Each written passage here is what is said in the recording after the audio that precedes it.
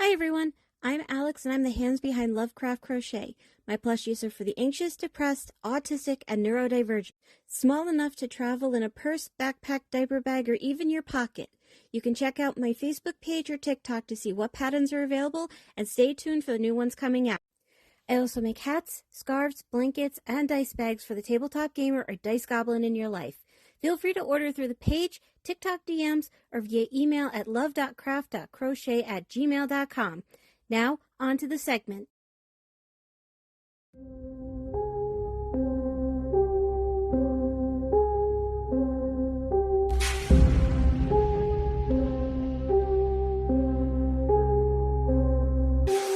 Urban legends, missing heaven, Hookman coming for you, missing 15 minutes.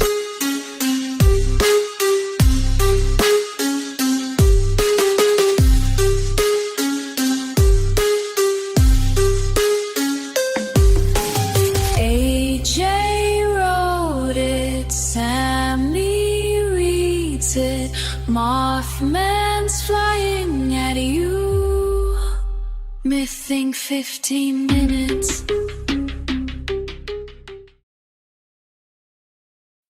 Welcome back to Mything 15 Minutes, the show where folklore runs a full contact offense and reality tries to keep up. Yeah, that sounds about right. I'm Sam Rossi, reading a script filled with unnecessary sports metaphors written by AJ Carey. Maybe he'll get these right. Today we are diving into the spooky side of the gridiron. 3 football-related urban legends that players whisper about, coaches pretend not to believe in, and stadium staff absolutely refuse to investigate alone. I mean, football has concussions, rivalries, and million-dollar contracts. So yeah, ghosts is kind of inevitable. I should also say that this was originally supposed to be our Thanksgiving episode, because there's only one thing that truly binds the world together around Thanksgiving anymore. The Football. Lions and the Cowboys playing. And The now Lions and the Cowboys are playing? Well, the Lions are playing the Packers. Okay. And the Cowboys are playing the Chiefs. And thanks to Peyton Manning's, the Lions will win. Well, I'm hoping. He didn't do that with the Lions. He did that with the Bills over Niagara Falls. No, he did that with the Lions, and that's going to be our first That's our first urban legend. Oh yeah. Thank you for setting me up for that. I didn't even know the line. I didn't know it was. Although we can also switch that around in case the Green Bay wins, because I think they're second or third on the list. Yeah, I don't think they have any major urban legend that I could think of. They're second on the segment, so okay. All right, let's check this out. First to the line of scrimmage is one of the most famous football curses ever. Did I get it right? Is it the line of scrimmage? It is the line of scrimmage. You are correct. Hey, you're the one who said, let's see if he gets them right. So now I'm going to, every time I hear one of my puns, not puns, but... The Curse of Bobby Lane. Tied to the Detroit Lions. It's so famous, AJ has no idea what's going on. Yeah? Yeah, the fact that I had to write that into the script also made me feel bad about my lack of sports knowing. There's a ball, right? It's shaped like a foot? Kinda, yeah. Not entirely sure why it's kinda aerodynamics. Yeah, but rugby balls are similarly shaped, just not so. I don't know. Maybe long and fat. Not long and fat. If only we had a show where we could just talk about why things are the way they are. Anyways, whying 15 minutes. In 1958, the Lions traded Hall of Fame quarterback Bobby Lane to the Pittsburgh Steelers. They play in Pennsylvania. No, Sam. Pennsylvania has Philadelphia. Oh my god, I hate him so leaving that in. No, don't leave that in. Don't leave that in. Shut the fuck up. Shut the fuck up. Fuck if I know. I don't know. He said the only thing is in Pennsylvania is Philadelphia. So the capital is Harrisburg. Yeah, why the fuck, if If you've got Pittsburgh and Philadelphia, why the fuck is Harrisburg your capital? I don't fucking know. Another episode of Why in 15 minutes. Exactly. Lane was furious. Legend says he declared the Lions won't win again for 50 years. I mean, yeah, that's a lot more direct cursing than the Bambino ever gave the Red Sox. The curse seemed to hold.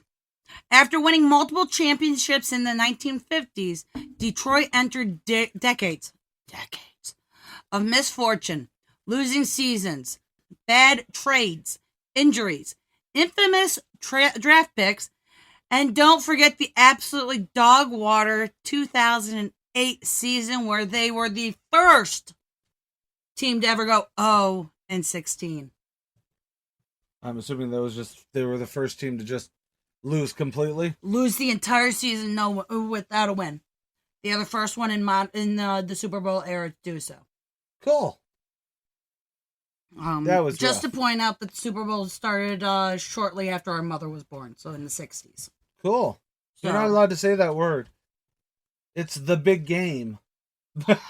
Which, completely side tangent here, you gotta think that is the best branding they've ever been able to do by both trademarking, but the only way to describe the thing that it was trademarked is calling it the big game or the football championship. Literally any way to describe the Super Bowl without using the term Super Bowl is quite literally, how can we consider it the best fucking show around? Well, Barnum and Bailey figured it out. Not for me, though. Yeah, because I was rooting for them back then. Not for me, though. Panthers were second in league standings in 2008. Tied with 10-4, tied with the Colts, and the Titans were only... 12-4? Sorry, you're right. 12-4, tied with the Colts, and the Titans were only better because of one game. Right, not to the point. That was also the year that Nope, Camp came after that. Never mind. And it wasn't the year they went to the Super Bowl. That's what I was thinking. Oh, okay. So after that truly terrible 2008 season, that's when fans were saying the curse ended, since they started to at least not suck so bad. It was also 50 years later, so they were like, 50-year curse is done. However, I want to just point out that we know the curse officially ended October 2022 when Peyton Manning and Jeff Daniels, yes, the actor, went to Ford Field in Detroit, Michigan. Well, yes, that would be... Sorry. And performed a ritual to break the curse with a bathtub. I forgot about this. That's how we know it ended in 2022.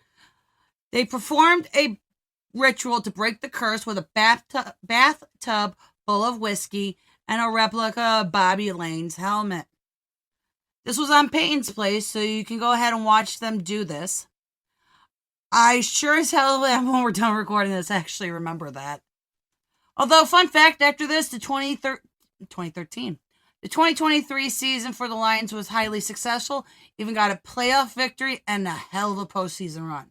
They did great. Yeah, no. The fact that they were... my thing is it could have been the bathtub full of whiskey. We don't know. But it was just really funny that, 2008, if I remember rightly, I am very tertiary to this. They stopped sucking so bad after 2008, but they didn't actually become, oh shit, the Lions still exist, until 2022, which they did have a great year that year. But 2023 is when they got to the playoffs. Yeah. I believe they won the Stanley Cup that year. This is why I wish we really did video recording, because the sheer look so much. I want to beat you for talking about the Lombardi Trophy that they haven't won yet. Sir Stanley has nothing to do with the football. What the hell does Vince Lombardi have to do with football? Didn't he create the forward pass? Now, where was I? The Lions were very successful. I'll agree with that. Our second legend takes us to one of the most iconic stadiums in the NFL, if not sports world. Lambeau Field, home of the Green Bay Packers in... Green Bay. It is Green Bay. My brain just went, what state is that? Wisconsin. They're the Cheeseheads. Many stadium employees have reported late-night sightings of a mysterious figure in Section 351. He's described as an older man wearing late 1960s Packers gear. He appears only in the upper bowl seats and only when the stadium is empty. So he's committed, a diehard, literally. Ba-da-ba-ba-da-ba. Ah! You know, I gotta say, the fact that we do that and it's all because of the Muppet Show. No. Oh, that's funny. I can't remember if it's in this script or the other one. Keep reading. Security guards have claimed they've seen him sitting with his hands folded just watching the field. When approached, he reportedly fades away. Some believe it's the spirit of a longtime season ticket holder who never missed a home game for decades. Others say it's tied to a fan who passed away during a winter game in the early 1970s. The cold being particularly brutal that day. Look, Wisconsin winters are no joke. The fact that anybody is willing to come back as a ghost, frankly, heroic. Yeah, but They had to be a diehard fan. They really did. well, that's where I like the long-time season ticket holder, because then my brain immediately goes to, well, don't let the NFL know that might be an option. You want a season ticket, or do you want an afterlife ticket for an extra $10,000? Yeah, I could totally see that working for a lot of people who will never see their team win a Super Who will Bowl. never see the light of heaven Probably. by being a Green Bay Packers fan. Ha! Nah, try being a Bills fan. Another account from a janitor said he heard cheering coming from that section at 3 a.m. A single voice shouting, "Go, Pack, go!" When he went to check, the section was empty, but the air felt unusually warm. Warm? In Wisconsin? That's how you know it's supernatural. The team has never officially confirmed or denied the legend, but Pack fans, they know. Somehow I feel like AJ was too nice to Packers fans on this one. Good for him. Fuck cheeseheads. Yeah, I'm not. I'm ambivalent of it. I'm not a fan of the Packers. I'm not a fan. I kind of am a fan of Detroit because I want them to win the same way I want the Bills to win. You know what pisses me off about the Lions? What pisses you off about the Lions? They are my favorite color scheme in the entire fucking NFL. My favorite colors are blue and gray or silver. I think it pairs very fucking well together. See, if I'm going with the blue uniform, going However, with blue uniforms, Panthers and the blue and the blue and black on Panthers is fucking beautiful. But, and then I see some of their other jerseys. What the fuck is up with these off-season jerseys everyone's wearing? Oh, they're Because they're doing more theme nights. I swear to fuck, the Steelers were in bright fucking highlighter yellow the other day. They actually were, and that is because it was their throwback jerseys to when they were big. Colorblind? Was it when they were colorblind? I think it was before. I don't know if it was before the Super Bowl or not. If before modern era or not. We consider modern era anything after the Super 60s. Bowl, I assume so, yeah. All right. Sorry, we so- have one more myth up and we're already at 15 minutes. That's okay. I've given up on it. Our final legend takes us to Philadelphia's Lincoln Financial Field, home of the Eagles, and allegedly a home to a poltergeist. This is Pennsylvania's football team, Sam. I fucking know what you're talking about with Pittsburgh. The Flyers, Pittsburgh Pirates. Philadelphia Flyers, the Pittsburgh Pirates. I don't think Philadelphia has a baseball team, and I don't think Pittsburgh has a hockey team. Yes, they do. They have the Pittsburgh Penguins. I thought they were from Anaheim. Anaheim. Home of the Mighty Frogs. Home of the Mighty Frogs. Sorry. Reports began during the early 2000s, shortly after the stadium opened. Staff described lockers slamming, footsteps in empty hallways, equipment being arranged overnight, lights flickering in the players' tunnel. All right, lights flickering in the players' tunnel could just be bad wiring. Especially since wasn't the 2000, wasn't it open in the 2000s or like late 90s? Like, didn't they get a new stadium sometime in the late 90s, early 2000s? I think so, yeah. Or I'm thinking about a different sports team. Well, I don't know, man. Soon they'll be the Philadelphia Raiders, just so they can get a stadium, another one. I don't think Philadelphia is leaving. I don't think the Eagles are ever leaving Philadelphia. They just got their new stadium. The only team that ever wanted a new stadium, and cities promised it to them, and they never followed through, was the Oakland. I'm sorry, the LA. No, I'm sorry, the Oakland. I'm sorry, the Vegas Raiders. By the way, that is the order they went in. I know. I personally just love the fact that A ghost that messes with equipment. Classic Philly energy. Even their haunting is aggressive. Some tie the spirit to the land the stadium sits on. Before construction, the area contained parts of the old Philadelphia Naval Yard, including buildings connected to military research during World War II. Okay. Everybody did experiences research during World War II. One popular, if historically questionable, rumor says the poltergeist is linked to naval workers who died on site. I mean, accidents have sadly happened, but nothing that make as AJ put it in our Types of Ghost episode, supernatural raccoon. That was still the best one you came up with.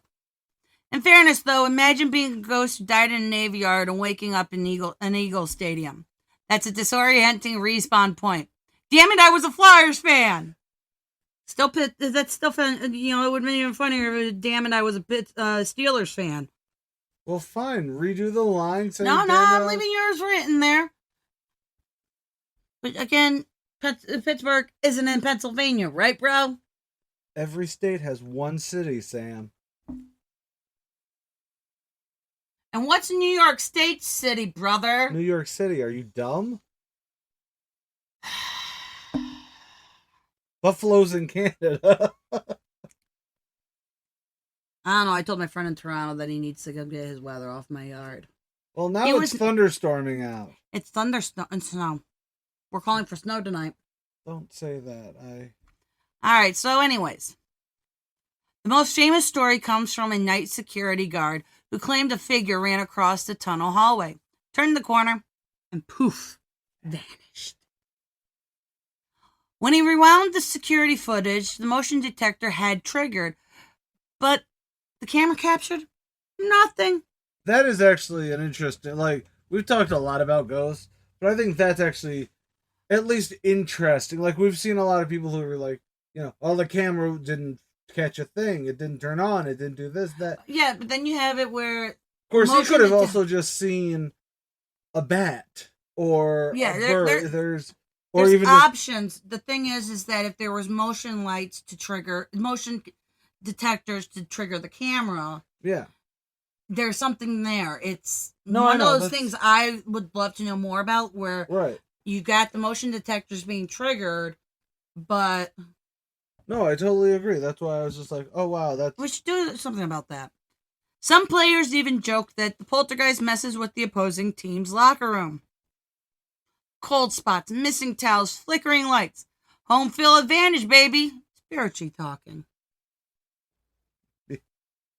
From Detroit curses to Green Bay's loyal ghost and Philadelphia's equipment slamming poltergeist, football is filled with more supernatural stories than you might expect. And honestly, some teams could use a blessing or an exorcism. Maybe both. I think we've said all we needed to say during this episode, honestly. Yeah, the one that I would have brought up, which was finally broken though, was since Jim Kelly, since the 4 times the Buffalo Bills had been to the Super Bowl, since then, up until last Super Bowl, nobody who's lost a Super Bowl has ever gone back and won. Really? Yep. How is that an urban legend? Well, no, I don't think it's I think it was more of a curse. They call it the Jim Kelly curse. Okay. But that's that. But I would have to acknowledge the Buffalo Bills. And that's just not going to happen. Do you acknowledge the New Jersey Jets or the New Jersey Giants? Senator?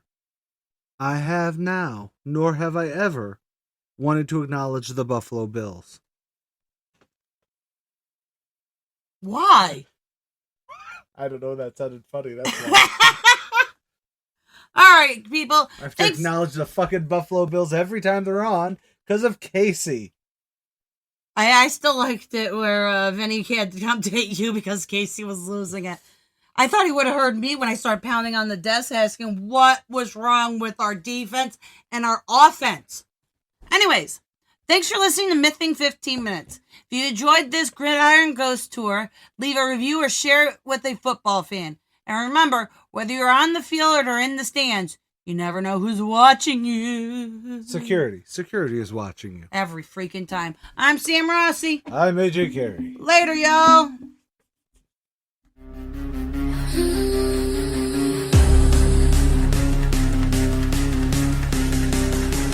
Mything 15.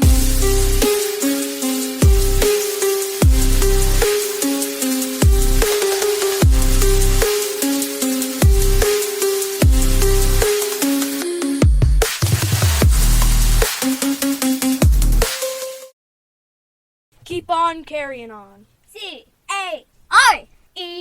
Y. Because Carry On Production.